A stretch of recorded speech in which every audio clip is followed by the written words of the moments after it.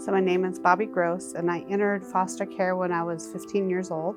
So I was a full-fledged teenager. It was me and my two older sisters, and so when we were put into foster care, we were separated. So two of us stayed together, me and my middle sister, and my oldest sister went into a separate one. You know, being taken out of your home it can be traumatic for kids, even when you're a teenager. And even though your home situation might not be great, it was still traumatic to go and live with complete strangers and then have to adapt to that, to their lifestyle and their rules in their houses, which are different, and just to try and feel comfortable in a house that you're unsure of. Teenagers are just looking for that mentor, for that person just to listen to them and guide them and understand them. And sometimes they just need that extra support. When you are put into foster care, those foster parents are there to help you, to guide you, and to give you guidance for the future, and kind of give you that support that you need to become an adult.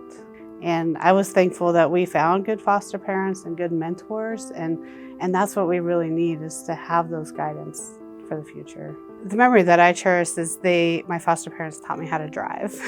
And so not just an automatic, but I had to learn how to drive a standard off the bat. I think that was probably one of the greatest things that our foster parents did for me, is they taught me how to drive, and I still remember that today. At the age of 19, because of their guidance, trying to help me financially and say, this is what you should do financially, gave me those instructions, I was able to purchase my first home at 19. And so I thought that was a great accomplishment to have that.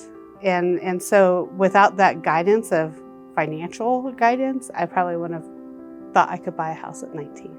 At the end of the day, I wanted to make sure that I can give back to my community. And so every job that I took, I wanted to make sure that I could give back in some way or make something meaningful in my life. I don't think that you have to settle. Just keep striving for what you want and the goals that you want, because you can get there.